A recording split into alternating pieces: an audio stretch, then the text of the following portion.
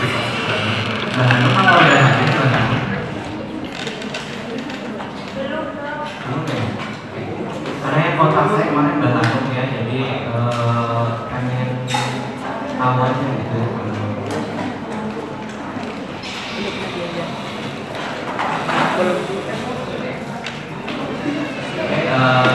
Saya mulai dari izin dulu ya untuk sebentar ya. Assalamualaikum warahmatullahi wabarakatuh. Salam sejahtera kita semua, salam sehat.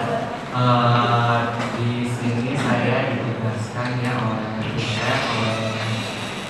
koordinator dari AM juga koordinator dari Fintech, Dr. Seto, teman Seto tadi, untuk mengisi di C4 ini di metode 3 tentang analisis juga interpretasi data. Jadi mungkin ada yang belum kenal saya, perkenalkan nama saya Darmawan Sasudinto. Kalian bisa panggil dengan nama depan saya. Mungkin kalau kalian masih ragu-ragu, saya bentukannya kayak gini. Jadi saya walaupun badannya mungkin terlihat ini, tapi sebenarnya di dalam tubuh yang muda terdapat jiwa yang sudah kental. Jadi saya bukan dokter ya di sini, jadi kalian bisa santai dengan saya. Jadi di sini kita akan membahas soal data, bagaimana kita menganalisisnya, juga bagaimana kita menginterpretasikan. Jadi menginterpretasikan itu menjelaskan apa data yang kita dapat itu, lalu juga kita ambil kesimpulan atau informasi dari data tersebut.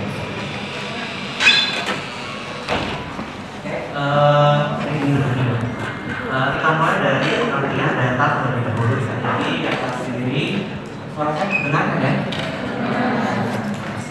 Ini pertama kali saya ngurus kelas dengan mahasiswa seperti ini, jadi agak challenging juga buat saya seperti itu ya. Jadi mohon perhatian dan waktunya ya untuk beberapa puluh menit. Jadi data sendiri ya, kalau karena kita membahas analisis juga interpretasi data, maka dari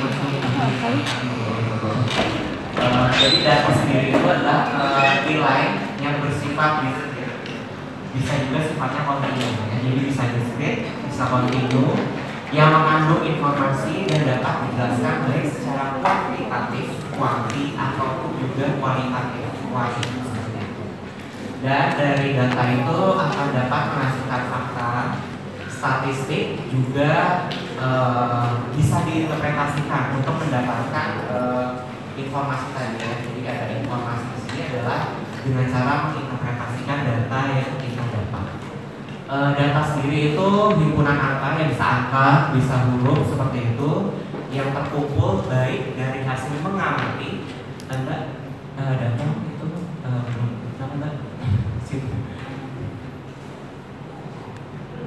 oh benar dulu masih yang kosong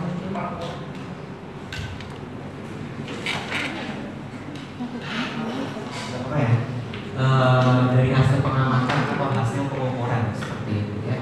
Jadi data sendiri ya, data itu udah bentuk jamak atau plural dari kata datu. Jadi nggak perlu kita nyebut data-data, tapi data sendiri itu udah sifatnya plural atau banyak ya. Jadi kalau single atau yang singular itu adalah data.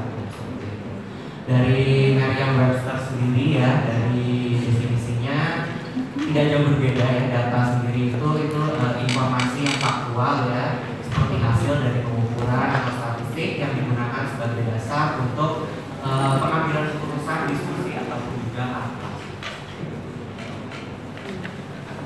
Jadi data, kalau kalian masih ingat ya, mungkin di C2 atau C3 ya, di Metopen 1 atau Metopen 2 seperti itu, kalian masih ingat ada dua variabel, jenis variabel ya. Jadi ada variabel numerik, ada variabel kategori. Yang pertama kita bahas adalah variabel numerik terlebih dahulu ya. Jadi dari setiap jenis variabel, dari setiap jenis data itu kita bisa ambil simpulan atau rangkuman dari apa sih maksud dari data tersebut seperti itu ya. Jadi untuk variabel numerik ya, pertama kita bahas variabel numerik terlebih dahulu. Untuk numerik, variabel numerik itu rangkuman datanya itu dalam bentuk simpulan angka. Ya, jadi simpulan angka itu biasanya adalah hasil utama dalam analisis univariat atau deskriptif untuk variabel numerik seperti itu ya. Simpulan angka itu ada 3 jenis ya. Ada tendensi central tendensi atau ukuran tengah, ada min, median, modus, semoga kalian masih ingat di sini ya. Lalu ada ukuran variasi, di sini ada range, ada nilai minimal, nilai maksimal, ada varian, mean deviasi, standar deviasi, juga koefisien varian. Lalu untuk yang terakhir ada ukuran posisi, ada kuartil, persentil, desil seperti itu. Nah untuk di pembelajaran C4 ini fokusnya kita akan menggunakan Microsoft Excel juga SPSS. Nanti mungkin SPSS akan dibimbing sama Bu Fitri ya, Dokter Fitri seperti itu. Jadi untuk saya mungkin akan yang simple dulu, yang sederhana, karena nanti praktikumnya akan ada sendiri. Untuk saya nanti akan latihan sederhana menggunakan terserah kalian mau manual atau menggunakan Microsoft Excel. Oke, yang pertama kan tadi kan ada 3 ya, ukuran tengah, ukuran variasi, dan ukuran posisi. Yang pertama adalah ukuran tengah dulu ya, kita bahas. Tadi ada min, ada median, juga ada modus seperti itu ya. Jadi untuk min, semoga masih ingat ya, karena ini lagi-lagi sepertinya sih merecall aja, mengulang kembali gitu beberapa metode yang sudah disampaikan sebelumnya di C2 dan C3. Untuk min sendiri itu adalah pusat simpulan angka untuk yang distribusi datanya normal. Jadi distribusi data itu ada 2 ya, ada yang normal, ada juga yang tidak normal seperti itu. Untuk yang normal biasanya sentral tendensinya kita menggunakan nilai rata-rata. Sedangkan untuk distribusi yang tidak normal kita akan menggunakan sentral tendensinya adalah median atau nilai tengah ya. Jadi min itu nilai rata-rata, median itu adalah nilai tengah seperti itu. Sedangkan yang terakhir modus itu adalah nilai terbanyak, yang artinya adalah nilai yang sering muncul dalam pengumpulan data. Ya nanti akan contohkan ya. Tapi modus sendiri ini jarang digunakan sebagai pusat sentral tendensi ya. Jadi biasanya digunakan adalah baik min, rata-rata atau nilai median, nilai tengah. Jadi ini rumusnya ya. Jadi min di populasi dengan min di sampel itu sebenarnya cara hitungnya sama, hanya berbeda simbolnya saja. Kalau yang di populasi simbolnya seperti ini, untuk yang di sampel simbolnya adalah yang seperti ini. Tapi dari segi perhitungannya itu sama, tidak berbeda ya. Jadi rumusnya adalah total seluruh angka atau data yang dikumpulkan dibagi dengan n-nya sendiri adalah total dari populasi atau sampelnya ya. Jadi nanti ada contohnya ya, saya akan minta Mbak Mas untuk membantu ya menjawab beropini seperti itu. Jadi untuk rata-rata tahu lah ya tadi ya. Jadi jumlah total seluruh data dibagi dengan jumlah sampel atau populasinya seperti itu. Sedangkan untuk median itu dihitung berdasarkan posisinya ya. Jadi rumusnya itu menghitung posisinya. Jadi bukan nilai mediannya tapi posisinya.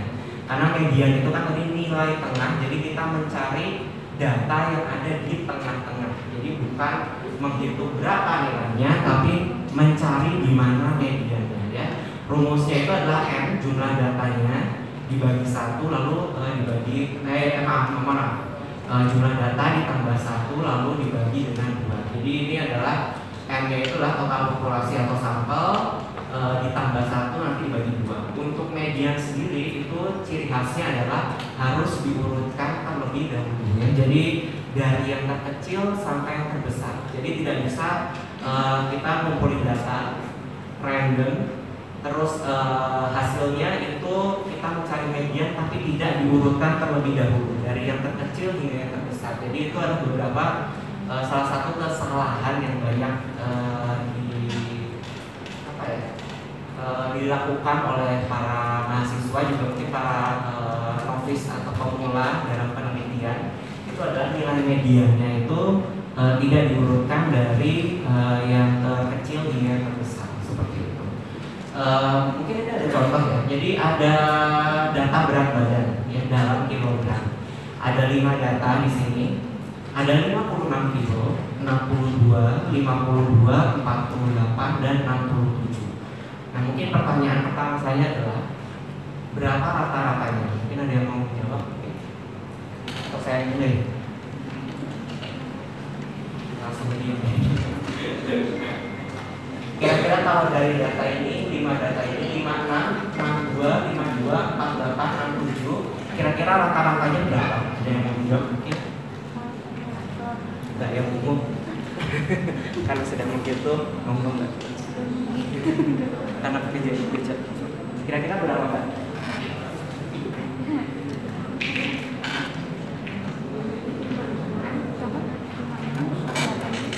Lima enam, 62, 52, 48, dan 67. Rata-ratanya berapa? 57? 56. Berarti kita save dulu ya. Makasih Mbak siapa Mbak? Mbak Maya. Oke. Ini satu lagi yang cowok kali ya. Naik atas. Enggak, ini cowok di belakang semua ya. Jadi saya boleh ini. Mas.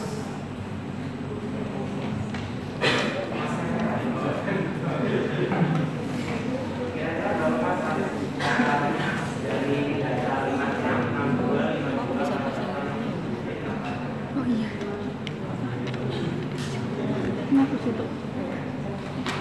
Jadi tadi Mas apa Mas namanya Mas? Saya. Mas tadi Mbak Maya, Mas saya. Jodoh kah gitu? Oke, jadi yang pertama ini jadian atau rata-rata itu ini adalah jadi ditambahin dulu ya semuanya ya. Jadi data yang kalian kumpulkan itu dijumlahkan terlebih dahulu ya. Jadi 56 ditambah 62 ditambah 52 ditambah 48 juga ditambah 67 dibagi dengan jumlah datanya. Ada karena ada 1, 2, 3, 4, 5 jadi dibagi dengan 5. Jadi hasilnya ada 50. Jadi Mas Raya benar tadi mungkin Mbak Maya agak terburu-buru ya. Jadi hasilnya rata-ratanya jadi bisa dikatakan rata-rata dari berat badan yang terkumpul data yang terkumpul adalah 57 kg ya seperti itu ya. Jadi menghitungnya itu ini sebenarnya sudah belajar kayaknya di SMA ya secara dasar gitu ya di matematika kalau nggak salah. Rata-rata itu ditambahkan dulu semua datanya jumlahnya berapa dibagi dengan jumlah datanya ada 5 totalnya berapa seperti itu. Ini adalah rata-ratanya. Nah sekarang saya mau nanya mediannya. Mediannya berapa kira-kira? Saya pilih lagi ya sepertinya ya.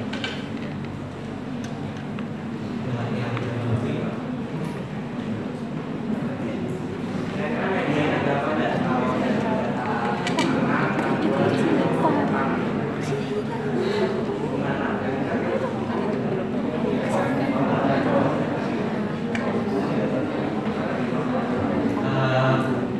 Mohon perhatiannya ya teman-teman sekarang ya. Oke, jadi tadi Mbak Yunda bilang median itu berapa? 56 gitu. Jadi coba satu lagi pasang HP gitu.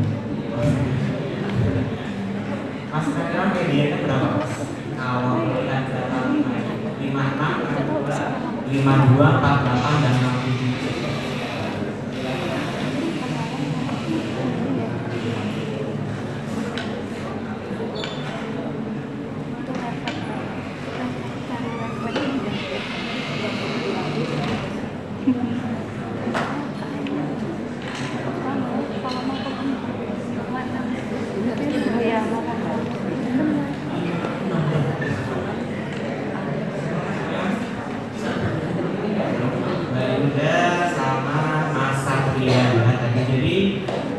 Mereka berdua berpendapat bahwa mediannya adalah 56 ya. Jadi coba kita lihat. Jadi benar ya, mediannya itu adalah 56. Jadi pertama-tama jangan lupa ya, ini kalau menghitung secara manual, diurutkan dulu datanya dari yang terkecil hingga yang terbesar. Kalau tadi random kan 56, 62, 52, 48, 47. Setelah diurutkan didapatkan 48, 52, 56, 62 dan 67 ya. Dan dari data itu didapatkan kan 5 data ya, semuanya ada 5 ditambah 1 adalah 6 dibagi 2, 3. Dan posisi median itu ada di urutan data ketiga seperti itu ya. Jadi data ketiga adalah 1, 2, 3, jadi adalah 56 itu seperti itu ya. Dan untuk modus sendiri, kalau modus itu kan tadi nilai yang sering paling banyak muncul ya. Jika dalam pengumpulan data juga didapatkan data seperti ini 52, 53, 55, 55, 55, 56, 57, 60, 62, 62, maka modusnya adalah 55.000 karena muncul paling banyak ya, muncul selama 3 kali. Menurut kalian kalau misalnya ada 2 angka, misalnya di sini ada 62 satu lagi, memungkinkan nggak modusnya ada 2 seperti itu? Monggo, silakan bila mau berpendapat.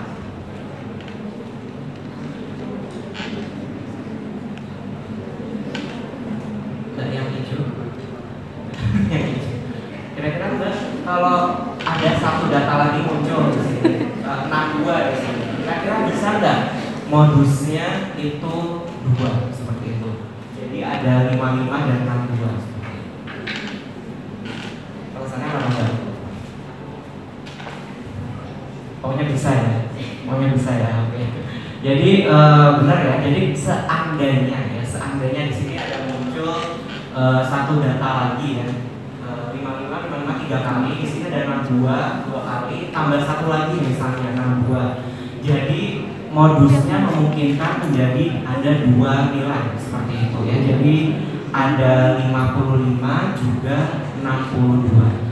Kalau ada lebih dari 2 modus itu namanya bimodal. Kalau ada lebih dari 2 modus itu namanya multimodal. Sedangkan kalau hanya 1 namanya unimodal seperti itu. Ya, jadi hanya 1. Kita lanjut ya. Nah tadi ukuran tengah, sekarang kita masuk ke simpulan angka yang kedua, yaitu adalah ukuran variasi. Seperti itu. Ukuran variasi sendiri itu banyak ya, tadi ada maksimum. Maksimum itu nilai data yang paling besar yang ditemukan, yang dikumpulkan. Sedangkan nilai minimum adalah nilai yang paling kecil ditemukan atau dikumpulkan seperti itu. Untuk range itu adalah selisih dari nilai maksimum dengan nilai minimum ya. Jadi nilai maksimum dikurangi dengan nilai minimum itu adalah range atau selisih. Lalu ada mean deviasi. Mean deviasi di sini adalah rata-rata jumlah absolut seluruh perbedaan pengamatan dengan mean yang dibagi dengan banyaknya pengamatan. Untuk varian sendiri adalah jumlah mean deviasi yang dikuadratkan dengan jumlah data yang dikurang 1, sedangkan standar deviasi adalah hasil akar dari varian. Jadi varian dan standar deviasi ini akan jadi satu kesatuan, karena standar deviasi bisa dihitung kalau variannya sudah dihitung. Sekarang kita contoh dulu ya, maksimum, minimum, juga range-nya. Dari data berat badan, misalnya dari yang 48, 52, 56, 62, 67, kira-kira nilai maksimum, minimum, range-nya berapa? Ada yang mau menjawab mungkin? Mas yang coklat mungkin Mas. Kira-kira berapa Mas? Kalau ada 48, 52, 56, 62, 67, nilai terbesarnya berapa, nilai terendahnya berapa, dan range-nya berapa? Oke.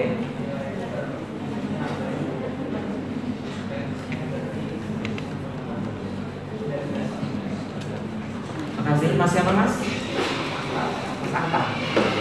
Dari Mas Atta tadi sudah menjawab ya. Jadi benar ya, jadi dari data tersebut ya, nilai minimumnya ya, nilai terkecil nantinya, jadi ada 48 kilo. Sedangkan nilai maksimumnya adalah nilai yang paling besar yang ditemukan atau dikumpulkan, yaitu 67 kilo. Sedangkan range-nya sendiri itu adalah 17. Jadi selisih antara nilai maksimum juga nilai minimum seperti itu. Ya. Nah ini adalah perhitungan berikutnya. Ya. Tadi kan sudah minimum, maksimum, range. Sekarang kita masuk ke mean deviasi, varian juga standar deviasi. Nah untuk rumus mean deviasinya ya, jadi bisa kalian lihat mean deviasi atau biasa disingkat dengan MD itu merupakan tadi ya sigma atau jumlah total dari data dikurang dengan rata-ratanya yang diabsolutkan dibagi dengan jumlah datanya seperti itu. Jadi ini menggunakan data yang sama ya sebagai contoh ya.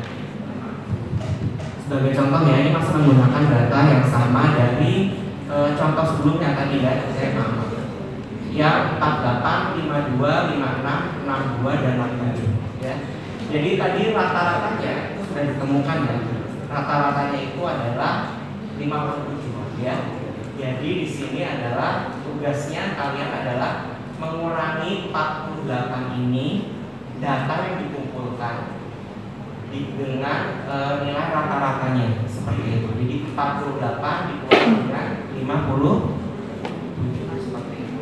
Tapi karena di sini ada simbol absolut, jadi walaupun hasilnya negatif, ujung-ujungnya akan tetap positif seperti itu. Jadi tetap nilai absolut itu akan menghasilkan nilai yang positif seperti itu. Jadi di sini 52 dikurang 57 didapatkan 5, 56 dikurang 57 didapatkan 1, 62 dikurangi 57 didapatkan 5, 67 dikurang 57 didapatkan 10. Nah, mean deviasinya adalah menjumlahkan absolut ini ya 9, 5, 1, 5 dan 10 dibagi dengan total datanya. Maka didapatkan adalah 6 seperti itu ya. Ada yang mau ditanyakan dulu mungkin? Karena memang jam-jam rawan kan jam segini jam-jam ngantuk gitu. Saya aja ngantuk sebenarnya kalau jujur. Jadi belajar data seperti ini juga cukup saya tahu akan membuat lelah seperti itu. Tapi semoga dapat diikuti dengan baik ya semuanya. Kalau tidak ada saya ingin melanjutkan seperti itu. Nah berikutnya adalah varian. Varian ini masih ya. Cara menghitungnya itu masih berhubungan dengan tadi mean deviasi. Rumusnya adalah jumlah total dari data dikurang dengan rata-rata kuadrat dibagi dengan n dikurang 1 seperti itu ya. Jadi kalau tadi sudah ditemukan ya x-nya berapa, absolut dari data dikurang rata-ratanya berapa, nah tugas berikutnya di varian adalah mengkuadratkannya seperti itu ya. Kalau yang tadi kan cuma x dan x kurang rata-rata absolut seperti itu. Sedangkan berikutnya adalah dari absolut tadi dikuadratkan ya. Jadi seperti 9 dikuadratkan dengan 1, 5 25, 1 kali 1 1, 5 kali 5 25 dan 10 kali 10 ada 100. Nah, untuk variannya sendiri itu adalah menjumlahkan semua ini ya 81, 25, 1, 25 dan 100 dibagi dengan jumlah totalnya 5 tapi dikurang 1. Beda dengan yang tadi ya. Kalau yang tadi kalau yang tadi hanya n ya. Nah, kalau untuk varian sendiri itu adalah n dikurang 1. Jadi jangan sampai tertukar ya antara rumus rata-rata, rumus rata-rata deviasi atau dengan rumus varian seperti itu ya. Jadi di sini jumlah datanya harus dikurang 1, maka didapatkan variannya adalah 58. Ini varian bukan yang ada di Loki ya, yang di Marvel seperti itu. Ini varian dalam statistika seperti itu ya. Jadi di sini variannya didapatkan adalah 58 kg. Nah berikutnya itu adalah standar deviasi. Nah untuk standar deviasi sendiri ini masih berhubungan dengan varian seperti itu ya. Jadi standar deviasi itu adalah secara kalau disederhanakan rumusnya itu adalah akar dari varian seperti itu. Jadi untuk menghitung standar deviasi kalian harus menemukan dulu nilai variannya seperti itu. Jadi kalau penjabaran lengkapnya seperti ini ya, tidak jauh beda dengan yang sebelumnya. Ini ya. Cuma kalau ingin disederhanakan itu adalah cukup akar dari nilai variannya seperti itu. Jadi untuk mencari standar deviasinya itu kalian harus menemukan dulu nilai variannya seperti itu. Jadi untuk standar deviasi data tersebut ya dari data berat badan 5 tadi, maka bisa kita dapatkan standar deviasinya itu adalah akar dari 58 seperti itu. Yang didapatkan angka 7,6 kg seperti itu. Itu adalah nilai standar deviasi. Nah yang terakhir adalah ukuran posisi ya. Jadi tadi dari apa ya, simpulan angka ya, rangkuman data untuk variabel numerik itu kan ada 3 ya, ukuran tengah, ukuran varian dengan ukuran posisi. Nah yang terakhir adalah ukuran posisi. Ukuran posisi sendiri itu yang paling banyak dipakai itu 3 ya. Ada kuartil, ada desil, juga ada persentil. Tapi mostly yang biasanya dipakai itu adalah yang kuartil atau simbolnya biasanya A atau Q seperti itu ya. Jadi kuartil itu adalah kita menyusun data sama seperti median tadi, tapi kita bagi menjadi 4 ya, sehingga ada 3 pembagian ya. Jadi ada kuartil 1, ada kuartil 2, juga ada kuartil 3. Di mana kuartil 2 itu sama dengan median ya. Jadi kalau kalian menemukan soal berapakah nilai mediannya tapi yang diketahui hanya kuartilnya, berarti kalian bisa menebaknya, yaitu kuartil 2 itu selalu sama dengan nilai mediannya ya. Jadi Q2 kuartil 2 itu selalu sama dengan nilai median. Dalam ukuran posisi, terutama dalam kuartil ya, itu ada istilah atau rumus perhitungan yang namanya interquartile range atau IQR. IQR itu adalah selisih dari kuartil 3 dengan kuartil 1 seperti itu ya. Jadi kalian hitung dulu berapa nilai kuartilnya. Ini karena ada 1, 2, 3, 4, 9 data ya. Jadi kalau dibagi 2 tentu aja nilai median kan di tengah-tengah aja. Kuartil 2 5, maka kuartil satunya itu adalah antara 2 dan 3, berarti 2,5 iya. Berarti kalau kuartil 3 di sini adalah 7 dan 8, berarti 7,5 seperti itu. Jadi di sini bisa kita lihat ya, terbagi 2 secara rata. Di area 1 ada 2 data, area kedua ada 2 data, area ketiga ada 2 data, dan area keempat juga ada 2 data. Jadi dibagi 4 sama rata ya. Jadi pembagiannya adalah berdasarkan kuartil. Nah kuartilnya, interquartile range maksud saya, mohon maaf, IQR-nya itu adalah Q3 dikurang dengan Q1 seperti itu. Jadi tadi 7,5 dikurang dengan 2,5 berarti IQR-nya adalah 5 ya. Jadi interquartile range dari data yang sederhana ini adalah 5 seperti itu. Sedangkan untuk kalau tadi kuartil itu dibagi 4 ya, quarter dibagi 4 seperti itu. Nah sedangkan untuk desil itu adalah dibagi per 10. Sedangkan untuk persentil itu dibagi per 100 seperti itu ya. Jadi yang biasa dipakai adalah kuartil, desil, persentil, tapi yang mostly banyak dipakai, yang lebih banyak dipakai adalah kuartilnya seperti itu ya. Oke, tadi kan sudah saya bahas ya sedikit soal distribusi data ya. Jadi ada distribusi data yang normal, ada distribusi data juga yang tidak normal seperti itu. Kalau yang normal tadi pakai apa? Ada yang masih ingat mungkin? Central tendensinya, central tendensi kalau datanya normal apa tadi? Pakai apa? Iya, pakai mean ya, atau bahkan mahasiswa bilangnya mean ya. Sebenarnya dibacanya mean ya, mean atau nilai rata-rata. Sedangkan kalau datanya tidak normal kita pakai central tendensinya adalah median atau nilai tengah seperti itu. Ya, jadi untuk distribusi data yang normal itu kita bisa lihat dengan dua cara. Yang pertama adalah melihat siapa tadi? Dari dua cara ya untuk melihat distribusi data yang kita dapatkan itu normal atau tidak.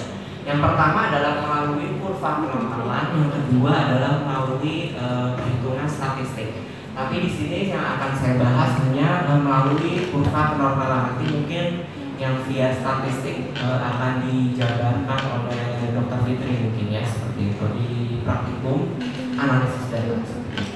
Jadi untuk distribusi data yang normal itu kalau kita melihat kurva kenormalannya itu berbentuk bell shape atau berbentuk seperti lonceng. Bisa kalian lihat di sini sempurna seperti lonceng yang kalian tahu pada umumnya seperti itu ya. Jadi biasanya ciri-cirinya dari kurva kenormalan atau kurva kenormalan yang memiliki distribusi data yang normal itu adalah yang pertama kurvanya menjurus ke bentuk simetris ya. Jadi kiri kanan itu punya besaran atau ruang yang sama seperti itu. Yang kedua, nilai min, median dan modus itu berada di titik yang sama atau nyaris sama. Jadi nilai min itu sama dengan nilai median, sama juga dengan nilai modus. Atau kalau tidak sama 100% itu nyaris sama seperti itu ya. Yang ketiga adalah unimodal yang tadi saya bilang ya, biasanya distribusi data itu modusnya cuma satu ya, yang paling banyak, jadi sifatnya unimodal. Dan sifat yang keempat adalah asimptotik. Asimptotik itu adalah ekor. Ini ya, ekor dari kurva kenormalan itu hampir tidak menyentuh dari sumbu X-nya seperti itu. Itu namanya asimptotik. Asimptotik itu yaitu ya tadi ya, jadi kurva ini ekornya atau ujungnya itu nyaris tidak menyentuh. Menyentuh tidak apa-apa, tapi kalau tidak menyentuh itu lebih bagus lagi ya. Berarti lebih distribusi datanya lebih normal lagi seperti itu. Ini hanya contoh ya dari gambar saja. Nah, dari kurva kenormalan itu kita juga akan mendapatkan dua istilah baru atau dua data baru ya, yang namanya skewness juga kurtosis seperti itu. Pertama, skewness itu adalah seberapa miring, seberapa menceng kurva kenormalan yang kalian dapatkan seperti itu ya. Jadi kurva kenormalan itu yang tadi ya, kalau yang sempurna itu bentuknya akan bell shape, jadi kiri kanan sama seperti itu ya. Cuma ada beberapa kemungkinan ya yang tidak bisa kita tolak seperti itu. Kurvanya itu ternyata mencengnya ada yang ke arah kiri, ada yang ke arah kanan seperti itu ya.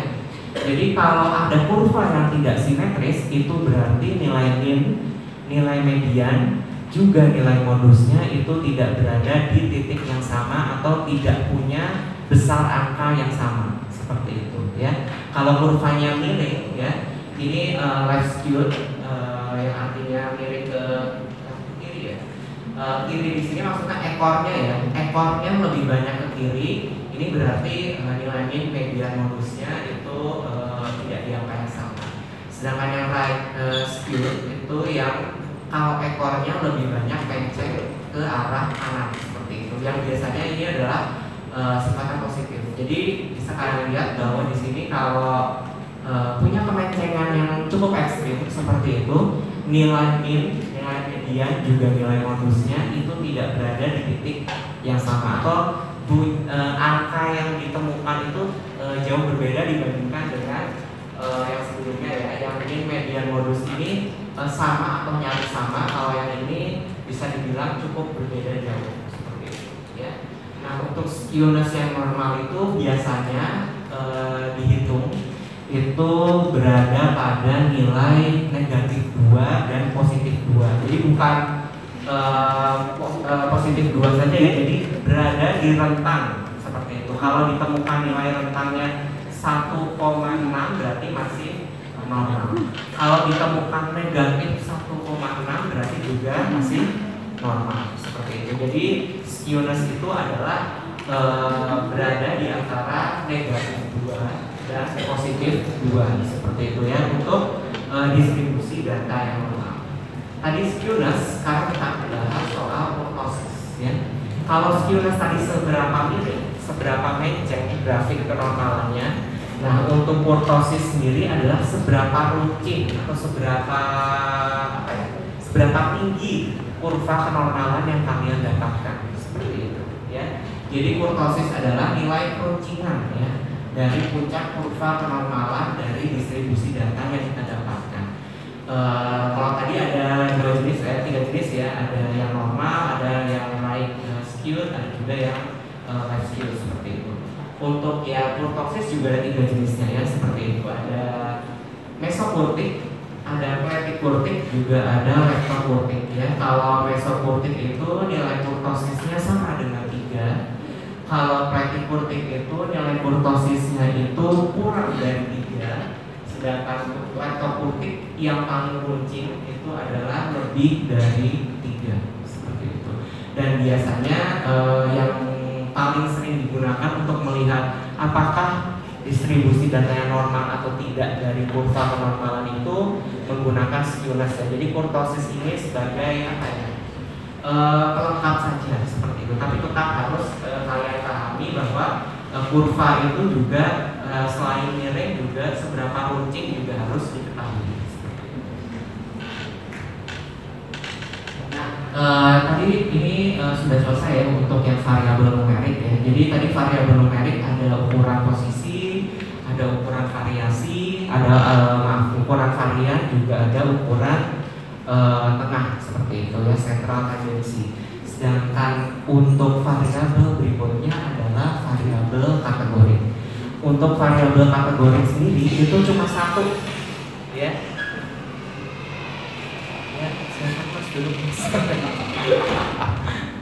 Jadi untuk variabel kategori sendiri ya, jadi hanya ada 1 yang bisa kalian hitung seperti itu. Beda dengan variabel numerik tadi ya. Kalau variabel numerik tadi kalian bisa hitung berbagai macam jenis simpulan angka, ada min, median, modus, varian, deviasi dan sebagainya. Cuma untuk kategori itu hanya ada 1, yaitu kalian hanya bisa menghitung jumlah proporsinya seperti itu. Jadi berapa persen, seberapa banyak dari data yang kalian kumpulkan seperti itu. Ya, jadi rangkuman data yang dapat digunakan itu hanya proporsi ya untuk variabel kategori. Rumus proporsi itu adalah jumlah data dalam satu kategori dibagi dengan jumlah dari seluruh sampel atau populasi seperti itu ya. Dan dikali 100%. Jadi proporsi itu dapat dibentuk secara persentase ya, dikali 100 atau juga dengan desimal. Jadi tidak perlu dikali dengan 100. Tapi memang biasanya rumus proporsi itu adalah menggunakan dikali 100%. Mungkin saya akan kasih contoh lagi dan minta Mas untuk menjawab lagi ya. Jadi contoh ya, di desa X, di satu desa seperti itu ada 100 penduduk. Ada 40 penduduk jenis kelamin laki-laki, 60 jenis kelamin perempuan. Yang pertama saya tanya adalah berapa proporsi penduduk berjenis kelamin laki-laki. Ada yang mau menjawab mungkin? Atau saya pilih lagi? Mbak, yang ini kira-kira proporsi jumlah penduduk laki-laki di contoh ini ada 40 penduduk jenis kelamin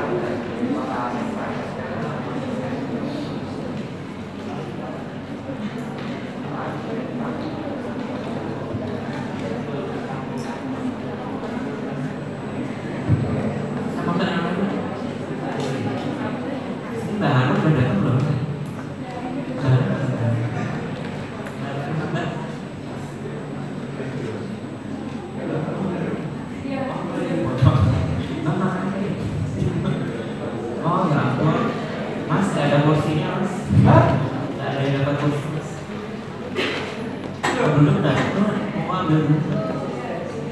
Pindah ke mana aja? Depan katanya. Dia kalau coba kursinya.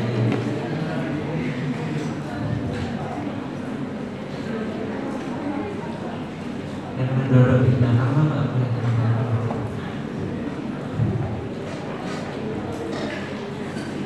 Dan aku dan kawan-kawan efek. Kok efek?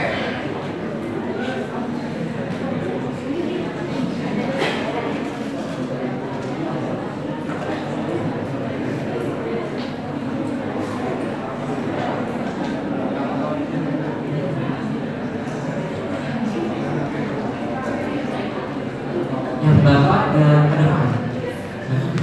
Ke depan sekali mbak. Nggak kelihatan apa-apa nanti kasihnya.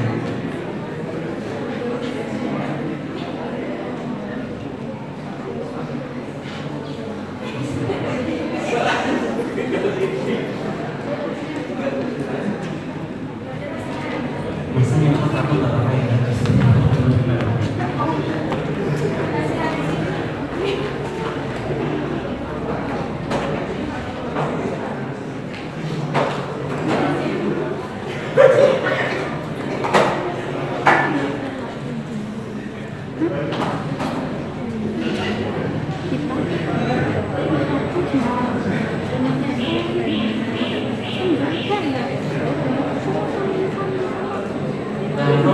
Bantu. Ada satu lagi. Boleh apa sih?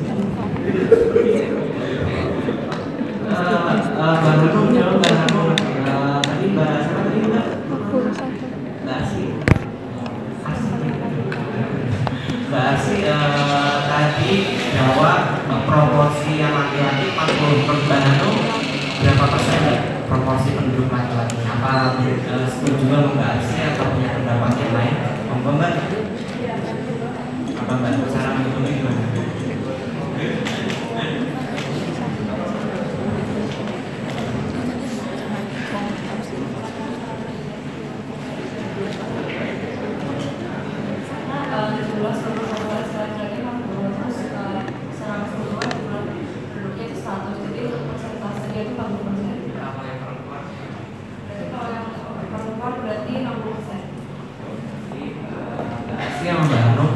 Jadi benar ya,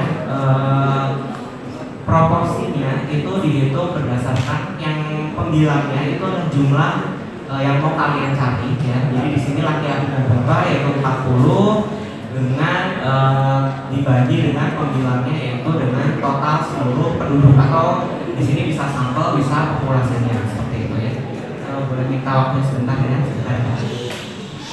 Oke, untuk proporsi perempuannya itu sama ya. Jadi perempuan tadi ada 60 penduduk dibagi dengan total penduduknya 100, maka dikali 100% maka didapatkan 60%. Jadi kalau variabel kategori cuma ini yang bisa kalian hitung ya. Jadi kalian nggak bisa menghitung mean, median, modus, varian, standar deviasi untuk variabel kategori itu tidak bisa ya. Jadi untuk variabel kategori kalian hanya bisa menghitung proporsinya saja ya. Jadi nggak usah kalian capek-capek hitung berapa sih median dari perempuan atau laki-laki, itu nggak akan nemu gitu. Kalian nggak akan valid gitu hasilnya, karena memang untuk variabel kategori itu jumlah datanya atau simpulan atau rangkuman datanya itu yang bisa dihitung hanya proporsinya saja ya. Jadi kalian tidak perlu mencari mean, median, modusnya, cukup proporsinya aja untuk variabel kategori seperti itu.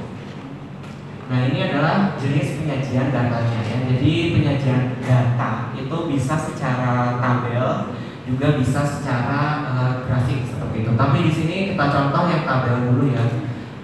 Saya mau minta Mbak Mas lagi, karena judulnya kan kita analisis dan interpretasi data. Jadi saya minta kalian menginterpretasikan apa sih maksud dari tabel ini, bagaimana cara membaca tabel ini seperti itu.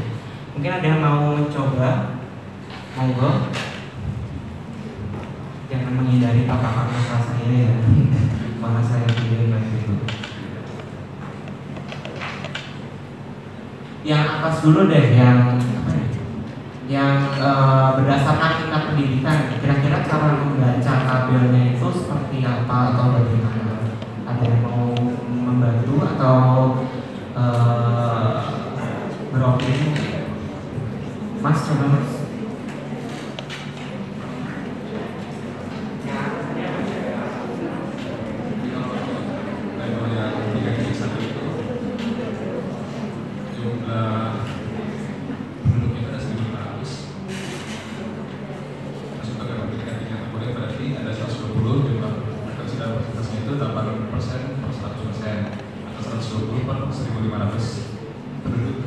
Terus kalau misalkan yang SMA itu ada 225, berarti 225 per 1.500 dan untuk persentasenya itu ada 15% per 100%. Selanjutnya SMP SD tidak sekolah tidak sama. Mas Rizky, oke. Jadi versi Mas Rizky juga bisa ya. Jadi menginterpretasikan tabel atau menginterpretasikan data yang disajikan itu bisa dengan berbagai cara ya.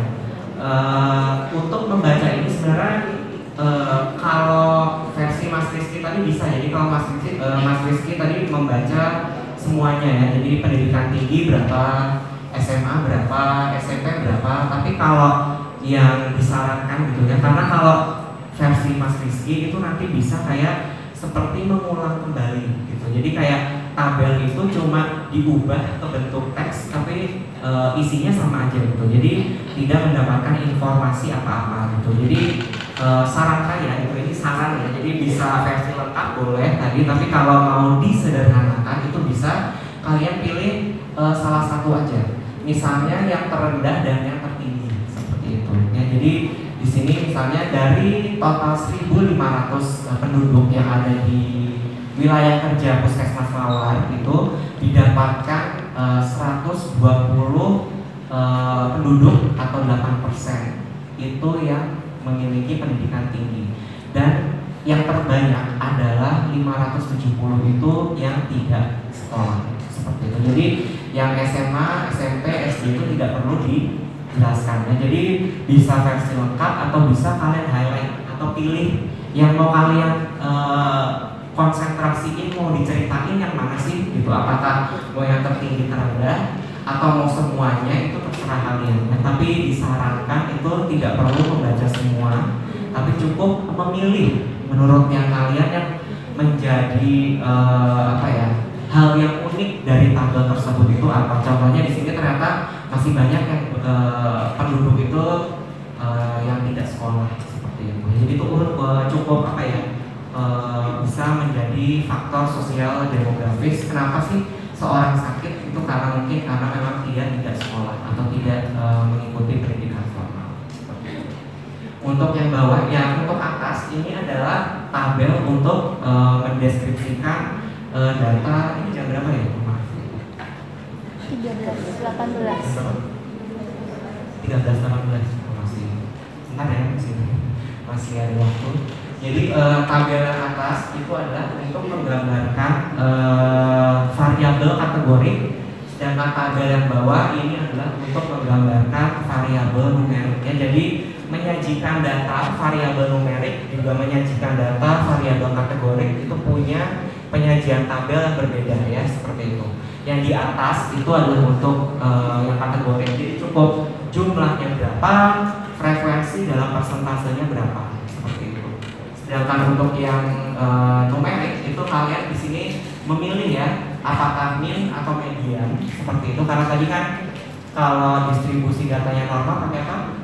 Pakai min ya. Jadi di sini karena umur di sini dianggap variabel distribusi datanya normal, maka fokus utamanya adalah menggunakan min, menghadirkan nilai standar deviasi minimal maksimal juga 95% confidence interval. Ini biasanya hasil dari SPSS. Jadi tanpa ini pun kalau kalian menghitung manual bisa ya.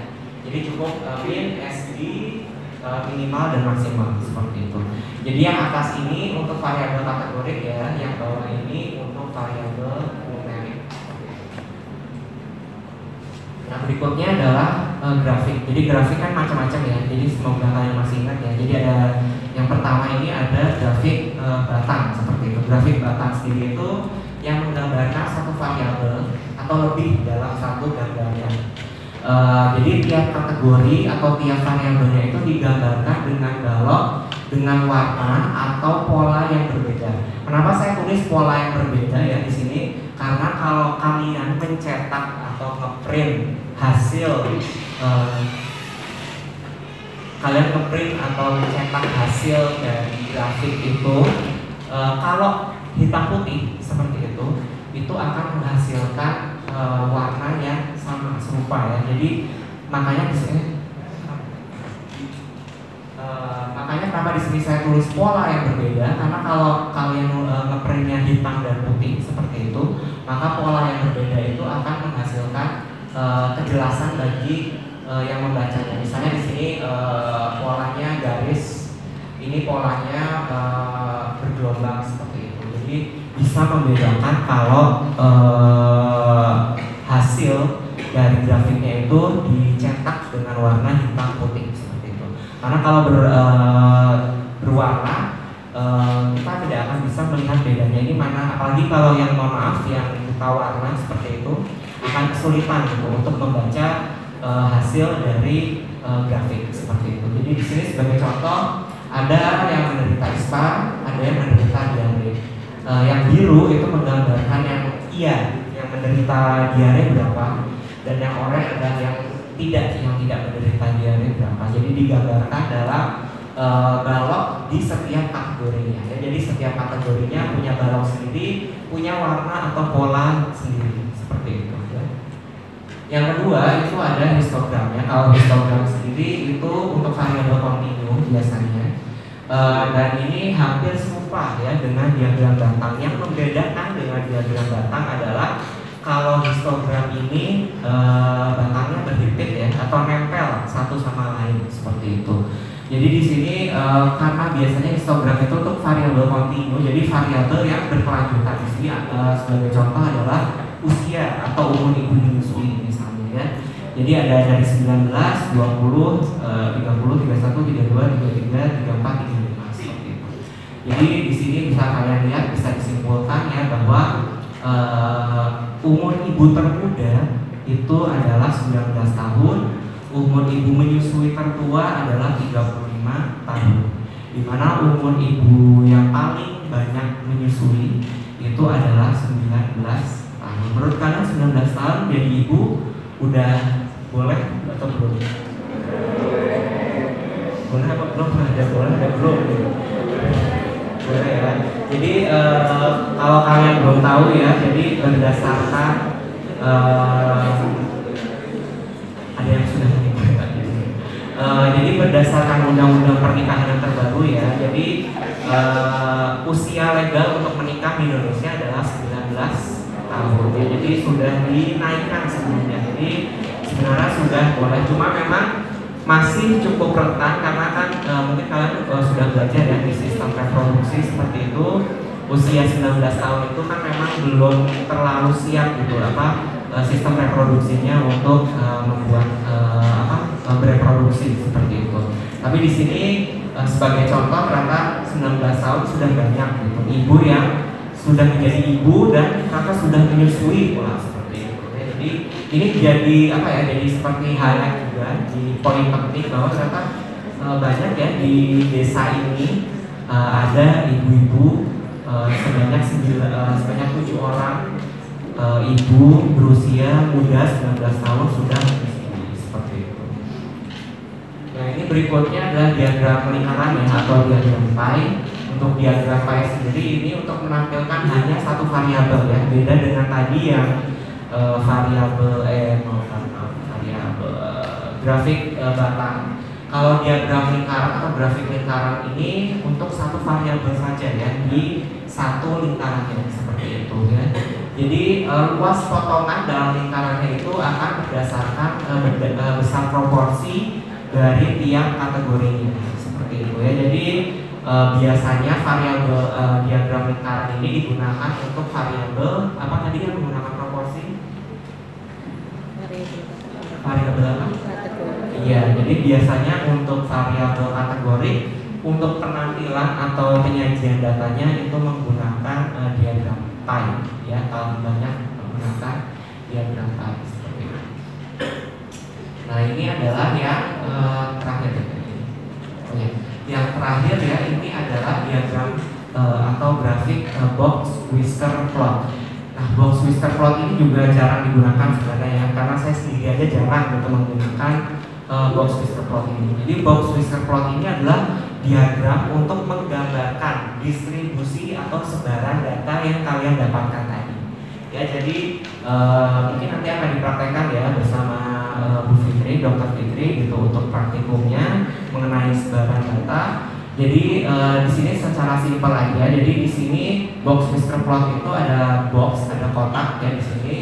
Ada whisker itu talinya ya yang horizontal ini yang bersentuhan dengan kotaknya, ini namanya whisker ya.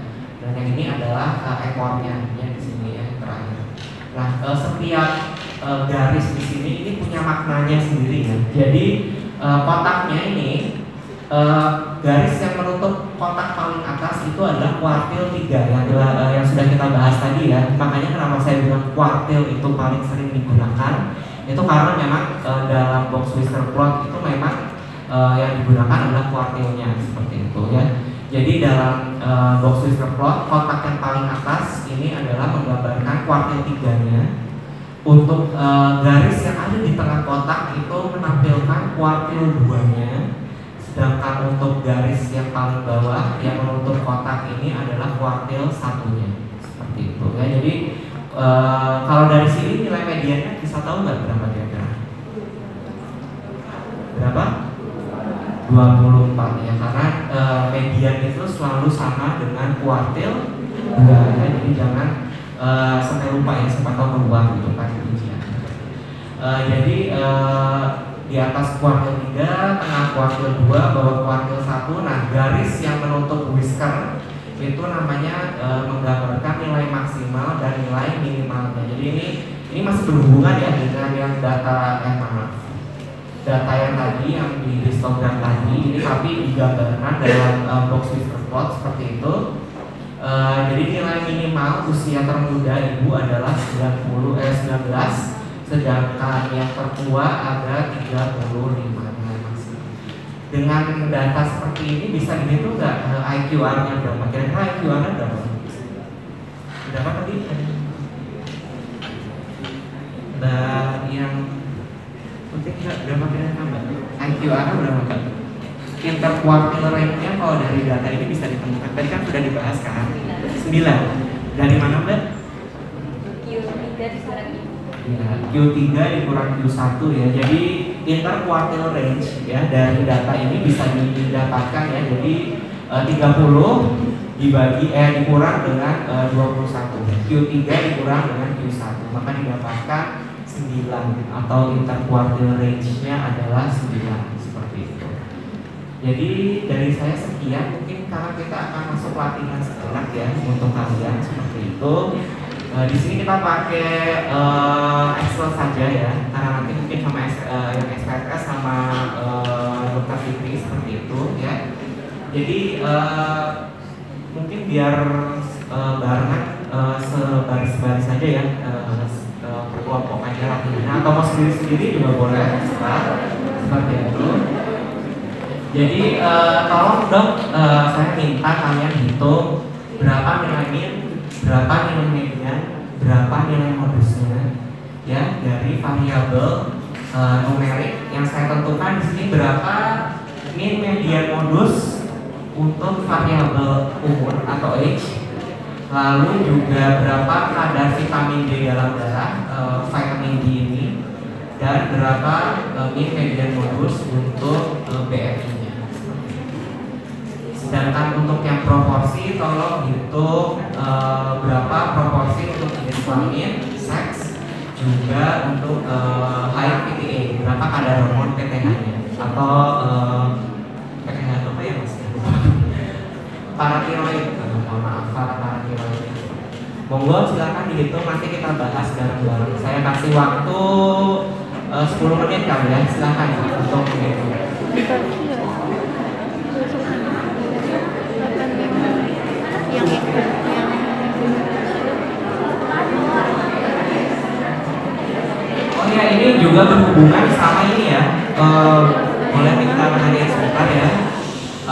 ini berhubungan sama buku kode yang saya share ke Mbak Hanum tadi, dari Sesco ya.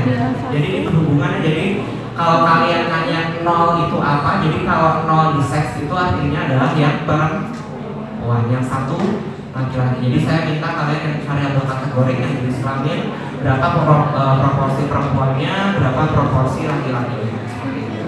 Untuk yang hormon PTH atau paratiroid, 0 itu yang rendah ya kalau nggak salah ya. 1 itu yang tinggi, berapa proporsinya. Monggo, Iya, paratiroid 5. 4175 ya.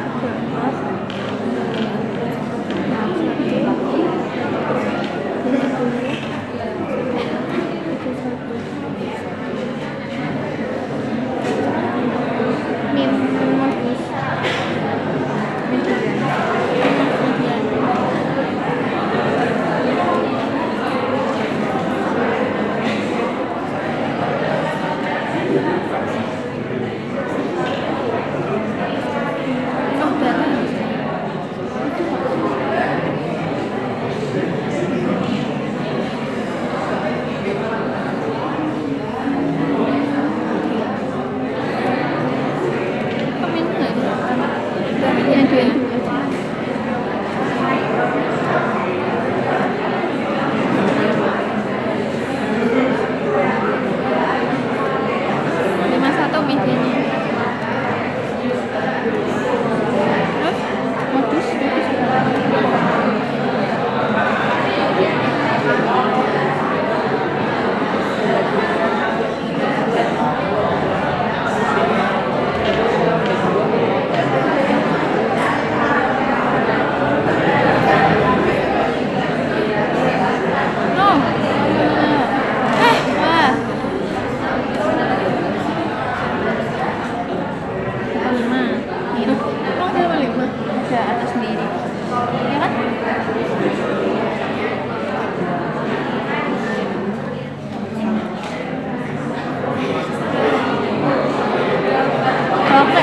ya. Kok tidak jadi-jadi? Kayak ini betul. Nah.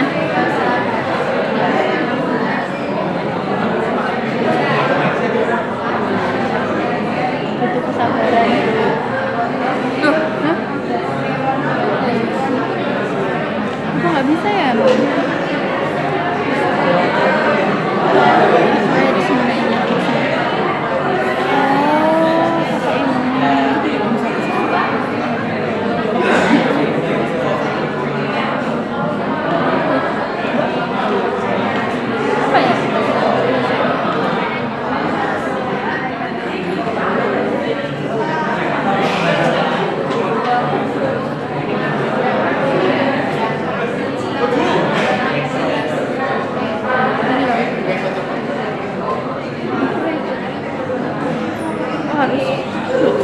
Iya. Nah, kamu udah nyari apa? Ini yang nomor 1. Semuanya? Iya. Iya, mau nyari lagi. Vitamin D. Hah? Itu berapa sih? Itu berapa sih kan variabel kategori jenis kelamin?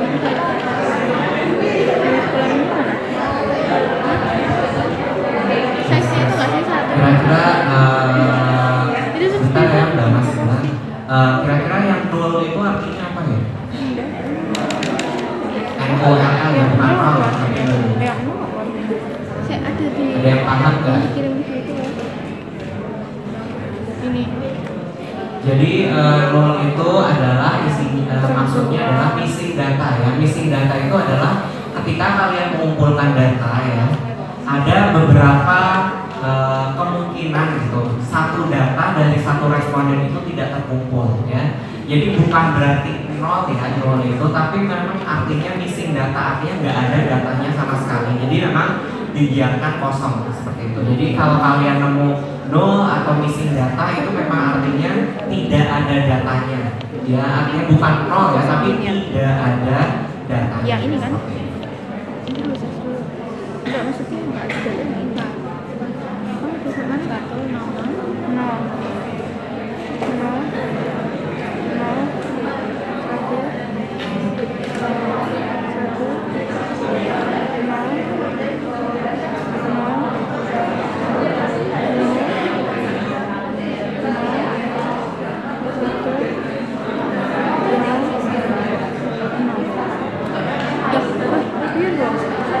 coba ya, kurang loh. 1, 0, 0,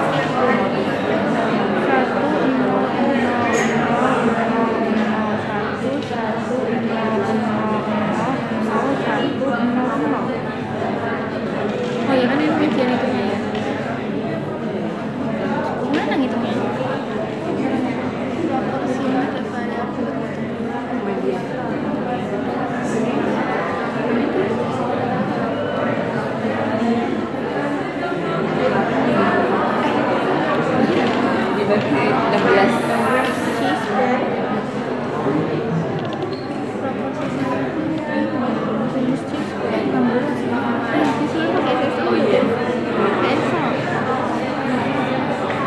Di sini nggak bisa kok.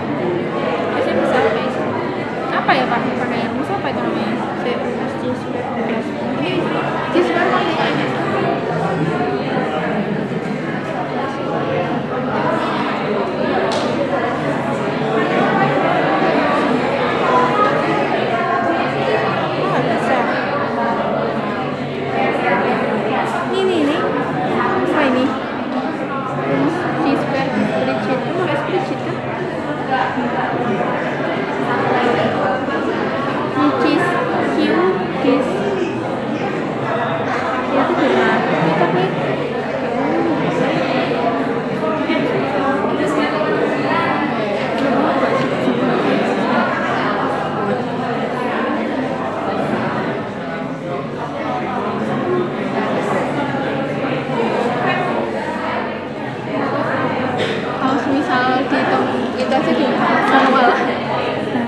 aku hafal itu segini ya.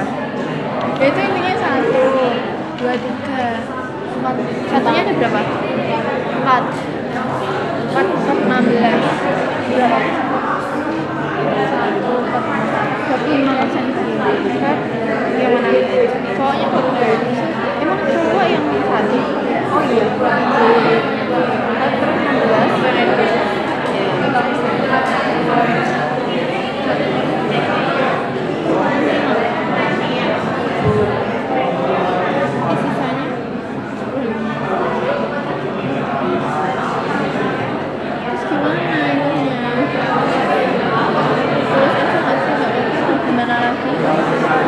Gak mungkin apa adanya.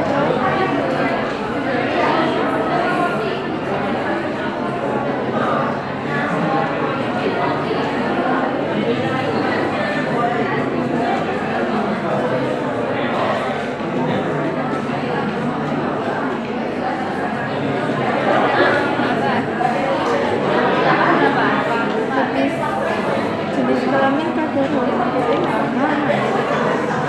Oh ini baik PTH.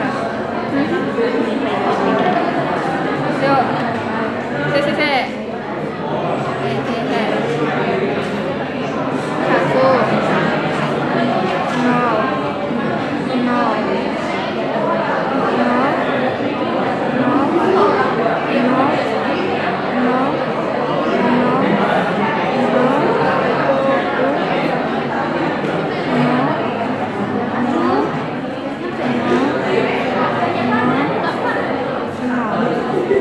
2 sama 0.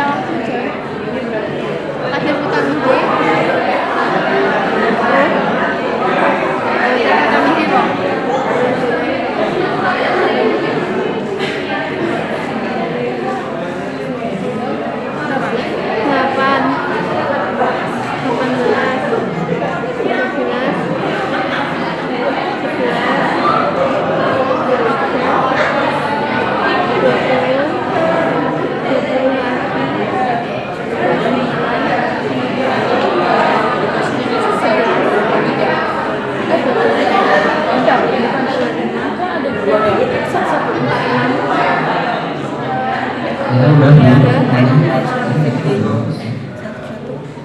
Udah belum menghitungnya kira-kira? Sambil nunggu ngitung yang lain ya, mungkin satu persatu ya. Coba yang umur mbak yang di depan, yang mbak yang bertiga ini semangat sekali. Kira-kira yang umur nih dia modusnya berapa mbak? Pelatihan Ini 56,4, medianya 51, modus 85. Medianya itu 56,64, medianya 51, modusnya 85. Mbak siapa mbak? Trio mbak ini. Jadi benar ya. Jadi tadi berdasarkan hasil perhitungannya didapatkan tadi 56, berapa mbak? Mbak 56,64 untuk medianya itu adalah 51 ya, dan untuk modusnya itu adalah 85. Mungkin berikutnya adalah ini ya, coba dijabarkan yang kadar vitamin D dalam darah, yang vitamin D. Yang di depan lagi mungkin di pojok, yang bajunya kembar 2. Kira-kira berapa mbak min media modus untuk yang vitamin D?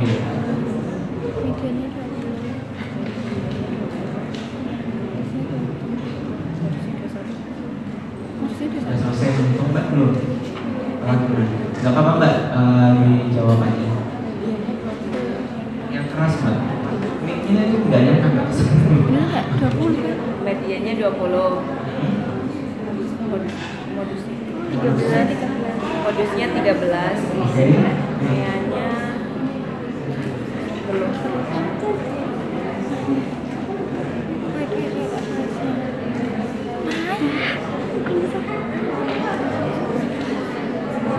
Berapa? 20,8. 20,8. Oke, benar. Jadi mbak siapa mbak? Namanya mbak? Ilma. Mbak siapa? Ilma. Mbak Ilma. Oke, jadi Mbak Ilma tadi Mbak Ilma sudah menjawab ya. Jadi untuk vitamin D udah kalian udah selesai menghitung ya. Coba disamakan ya. Jadi vitamin D minnya itu 20,8, medianya 20, dan modusnya itu adalah 13 ya. Karena yang paling banyak muncul adalah 13. 13 nya nomor berapa kali ya untuk yang vitamin D? Berapa medianya? Modusnya berapa? 13. Muncul berapa kali ya? Angka 13 nya di vitamin D 2 ya. Jadi karena yang lain itu nggak ada yang menghasilkan angka yang sama, jadi modusnya adalah 13 ya untuk vitamin D, karena keluar 2 kali ya, di sel nomor 4 dengan di sel nomor 10 seperti itu. Yang berikutnya mungkin body mass index, berapa min, berapa median, berapa modusnya, karena di BMI ini ada nolnya ya, ada yang isi datanya. Kira-kira berapa min, median, dan modusnya? Mas yang pakai baju kotak ungu yang di tengah, Mas siapa ya? Mas, iya Mas.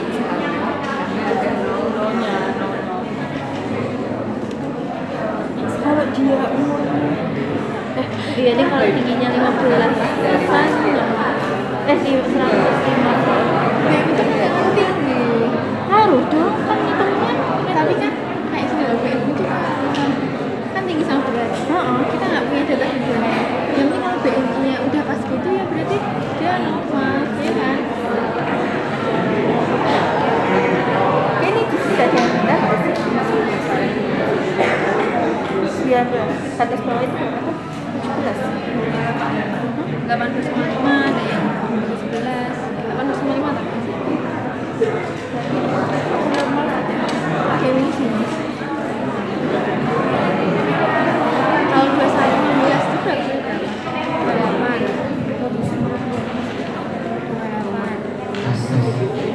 28. Sambil nunggu gak apa ya. Jadi coba saya jabarkan di sini. Jadi kalau ada 0 di sini, kalian tetap menghitung jumlah sampelnya itu total semuanya. Jadi 0-nya tetap dihitung. Jadi bukan 14 ya. Jadi tetap dibagi dengan 15 seperti itu. Jadi 0-nya itu tidak ada angkanya, ya, tidak ada datanya, tapi tetap dalam pembagiannya itu akan dibagi total semuanya ya. Jadi missing datanya juga dihitung, jadi tetap 15 seperti itu ya. Ada yang sudah menghitung mungkin? Jadi untuk BMI-nya kalau di kalkulasi saya ya, BMI-nya itu untuk min-nya itu 25,05 apa sama. Sedangkan untuk mediannya itu adalah 24,6 seperti itu. Sama, Mbak?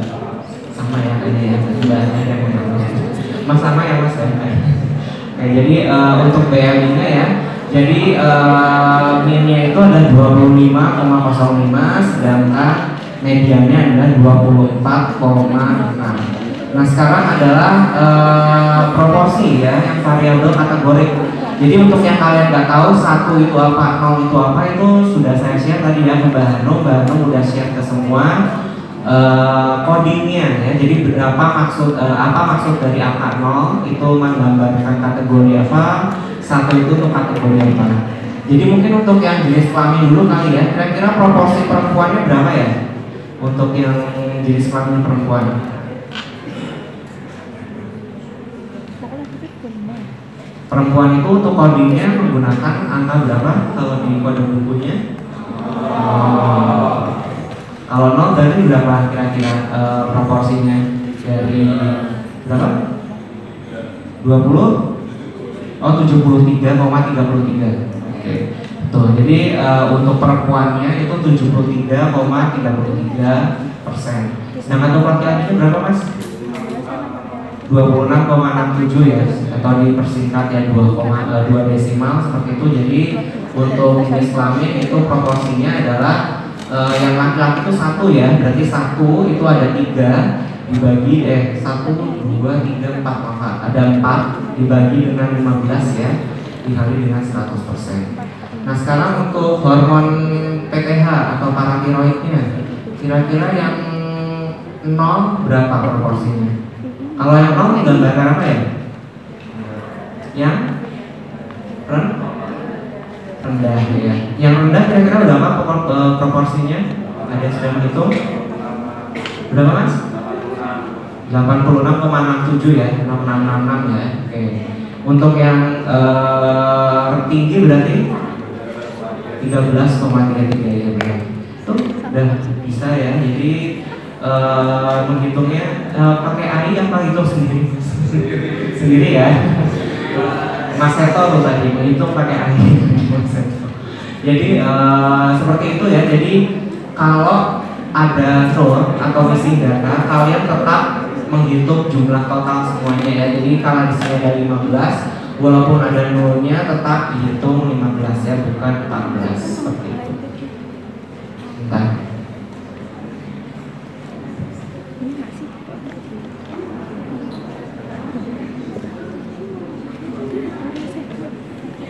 Ini beberapa materi akhir ya sebelum ditutup.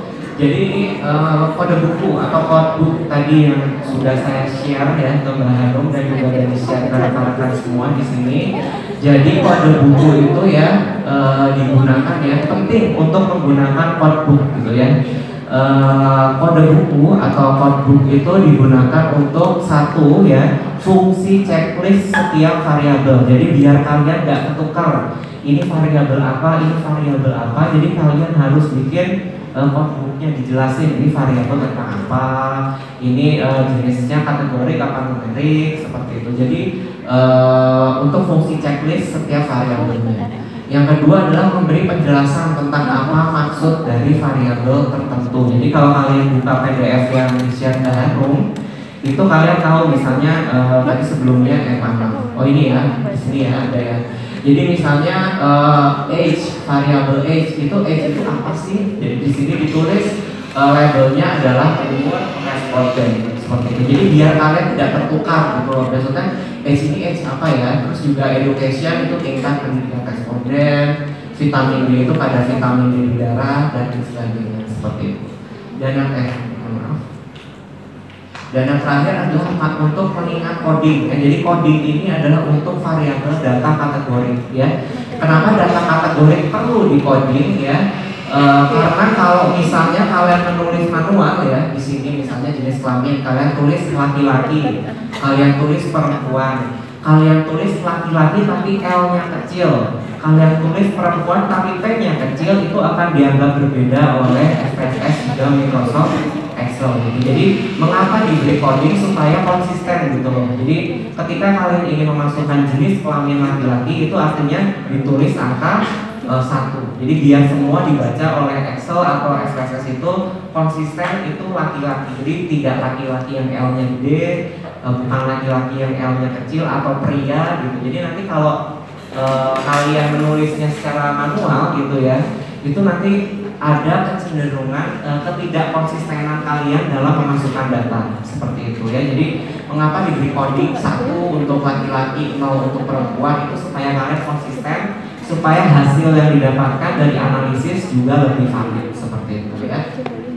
Nah, codebook itu dapat dibuat ya dalam file terpisah seperti yang saya tadi sudah share ke Mbak Hanum juga ke semuanya, atau juga dapat ditulis dalam definisi operasional. Ini nanti kalau kalian skripsi seperti itu ada yang namanya definisi operasional, biasanya di bab metode penelitian seperti itu. Nah, di definisi operasional itu dijelaskan variabel ini apa, seperti inilah pokoknya intinya. Variabel ini apa, terus keterangannya maksudnya apa, terus apakah dia variabel kontinu atau numerik atau kategori. Jadi kalau kategori jangan lupa diberi ini apa namanya, coding ya. Jadi beri coding jadi supaya konsisten. Jadi seperti mana lagi ya, ini jenis kelamin ya di seks ini 0 untuk perempuan, 1 untuk laki-laki. Jadi supaya kalian tidak melewatkan gitu loh beberapa poin penting, karena kalau kalian tertukar gitu maksudnya tidak ada osteoporosis jadi ada osteoporosis, nanti hasilnya jadi tidak valid seperti itu. Jadi coding ini penting ya untuk diterapkan dalam variabel kategori harus ya, supaya sekali lagi hasil yang kalian dapatkan itu konsisten seperti itu. Nah, ini kalau kalian tadi menghitung pakai Excel ya sebenarnya lebih gampang ya kalau itu ya. Jadi kalau min itu rumusnya adalah average ya. Average itu adalah rata-rata sel keberapa, titik 2 sampai sel keberapa seperti itu ya. Jadi jangan ketukar antara titik 2 sama titik koma ya, karena fungsinya akan berbeda seperti itu.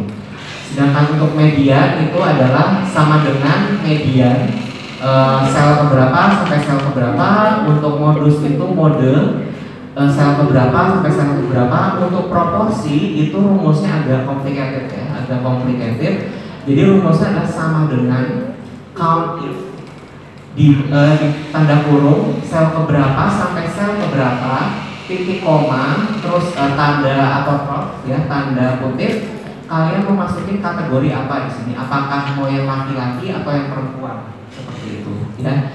Terus kurung tutup dibagi dengan kauta sel berapa hingga sel berapa seperti itu. Jadi ini mungkin bisa kalian foto ya, screenshot apa tulis seperti itu, karena memang untuk proporsi penghitungan rumusnya itu jauh lebih complicated dibandingkan dengan yang numerik seperti itu ya. Karena kalau yang numerik hanya average, median, mode dengan masukin selnya beberapa.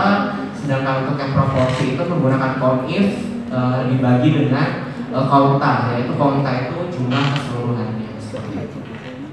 Nah, ini mungkin yang akan nanti di kalian praktikan ya bersama Dr. Fitri, Bu Fitri, yaitu adalah analisis statistik inferensial yang tingkat lanjut ya. Jadi kalau yang tadi deskriptif itu hanya menggambarkan ya. Jadi kayak seberapa banyak perempuan, berapa banyak laki-laki, berapa rata-ratanya itu artinya deskriptif. Tapi kalau sudah masuk inferensial atau analisis tingkat lanjut, itu ada kalian akan nemu dua variabel baru yang namanya independen dengan dependennya. Jadi variabel independen akan mengakibatkan variabel dependen. Di sini ada berbagai jenis, ada uji T independen, uji T dependen, person, ANOVA, Mann-Whitney, Wilcoxon, Spearman, Russell-Wallis, juga chi-square. Nah, apa yang membedakan parametrik dengan non parametrik? Ada yang paham? Ada yang masih ingat mungkin?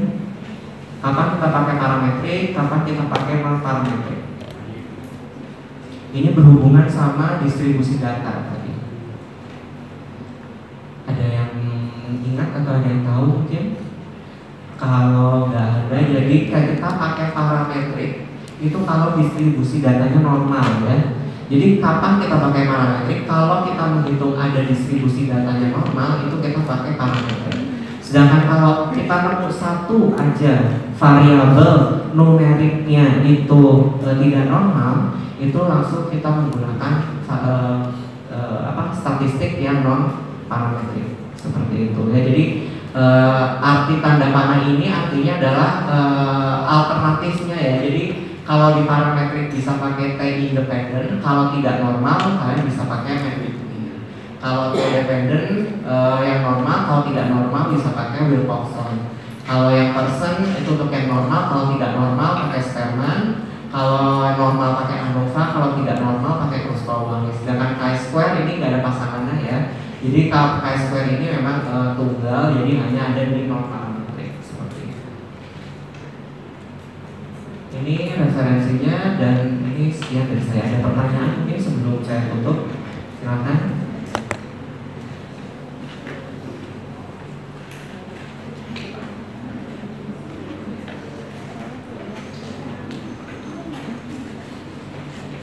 Ada yang mau ditanyakan mungkin? Kalau nggak ada, batonnya saya serahkan ke Mas Seto di sini. Langsung lanjut ke materi Dr. Seto. Tidak ada ya? Bisa dipahami ya? Dan semuanya yang di belakang bisa paham? Paham ya? Benar ya Mbak ya?